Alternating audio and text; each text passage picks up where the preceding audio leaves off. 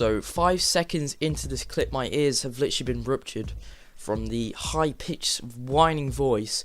That is genuinely the worst voice and the most annoying voice I've ever heard in my life. So, context of this clip, basically a husband is being arrested for having no license, and she is refusing to step out of the vehicle, and apparently she is an Article 43 of inhabitants, so she doesn't have to have a license, and she doesn't have to follow the law, and she can do what she wants. Basically, she can rob a bank without being arrested, and apparently she is not part of the United States and is part of her own government. I think she's going a little bit crazy, and she thinks she's in God mode or something. So let's continue listening to the torture of her voice, guys.